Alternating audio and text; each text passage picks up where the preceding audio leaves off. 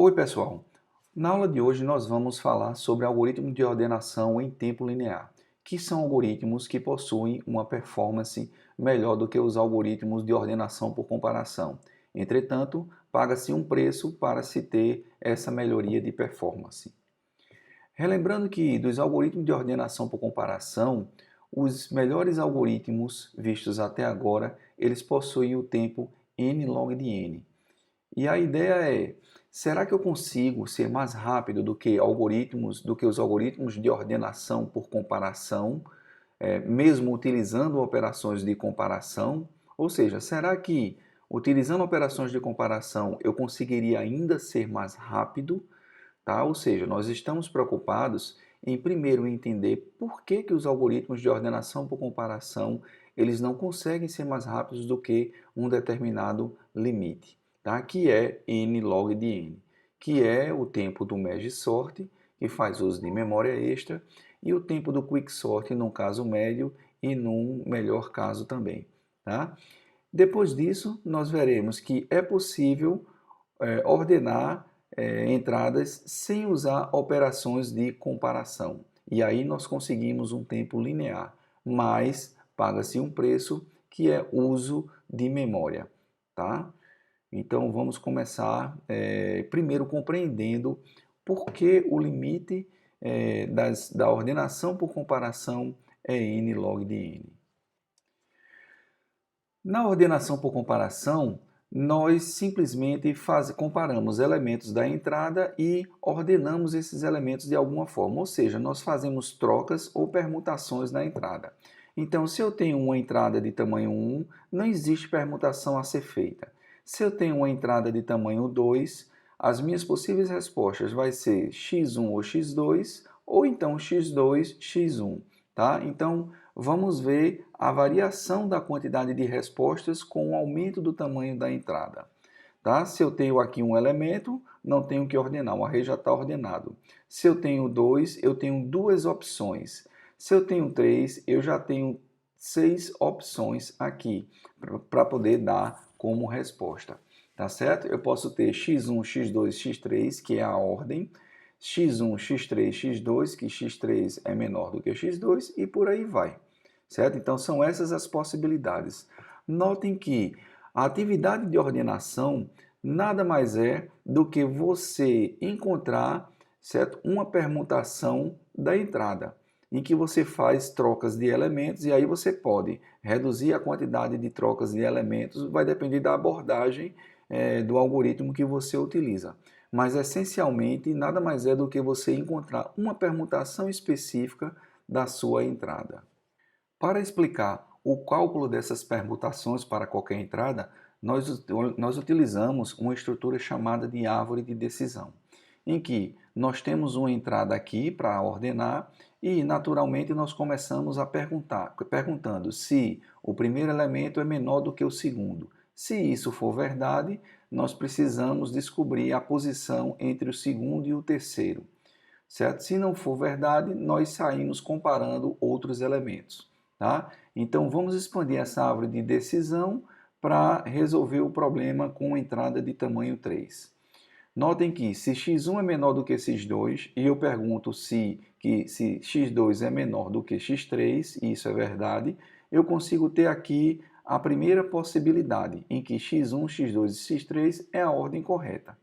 Se acontecesse de x2 ser maior do que x3, nós precisaríamos ainda descobrir a posição relativa de x1 com x3, tá certo? Se x1 for menor do que x3, nós teríamos x1, x3 e x2. Caso contrário, teríamos x3, x1 e x2.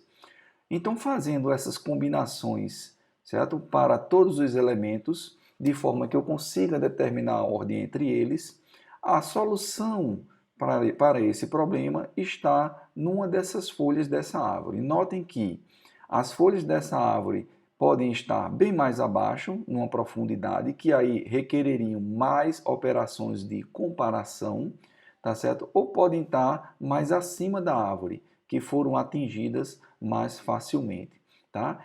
Entretanto, é fácil perceber que o caminho para eu responder ordenar, tá certo? Simplesmente encontrar uma permutação que torna essa entrada daqui ordenada, nada mais é do que o maior caminho entre a raiz dessa árvore e uma folha, tá certo? Ou seja, a complexidade de se sair da raiz para a folha, certo? Eu consigo descobrir ela simplesmente calculando a altura dessa árvore, tá? Então vamos mostrar como isso daí é feito, para compreender o limite de qualquer algoritmo de ordenação por comparação, tá? Existem dois teoremas, tá, que dizem que o número de folhas de uma árvore, tá certo? Ela é maior ou igual ao fatorial de n, de uma árvore de decisão, tá certo? E também o número de folhas, ela pode ser dado por 2 elevado a h, onde h é a altura da árvore. Então, daqui nós podemos, usando substituição, jogar 2h aqui e começar a descobrir essa conta. Tá? 2 elevado a h maior ou igual a n. Simplesmente substituir. A n fatorial. Tá?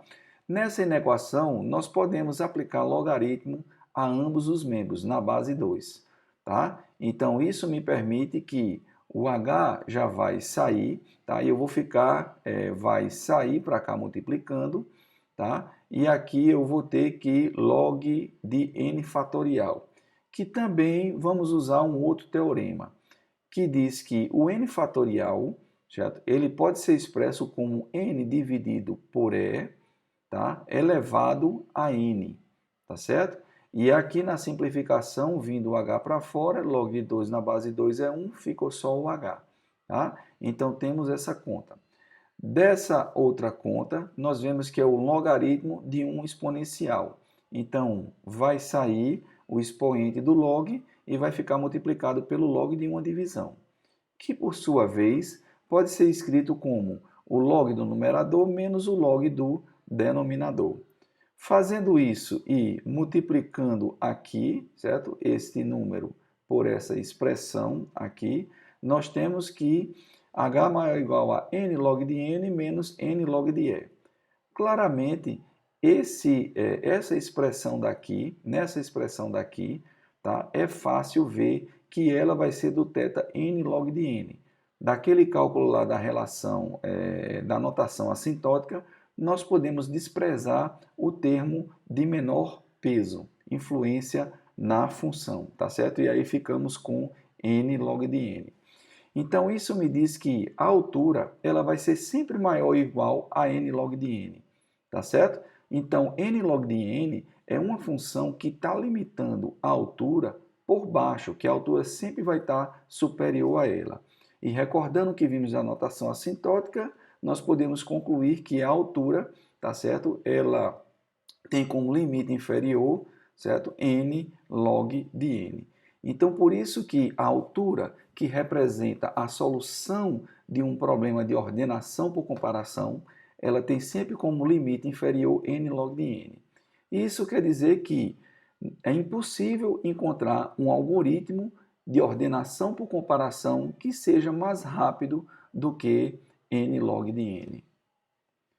Para ser mais rápido do que isso, precisamos de outras estratégias e aí paga-se um preço, que é o que vamos ver agora. Os algoritmos que ordenam sem fazer uso de qualquer operação de comparação. E são eles o Counting Sort, o Radix Sort e o Bucket Sort. Com esses algoritmos, nós conseguimos uma performance linear. Desses algoritmos, o mais importante é o Counting Sort, que é a ordenação por contagem.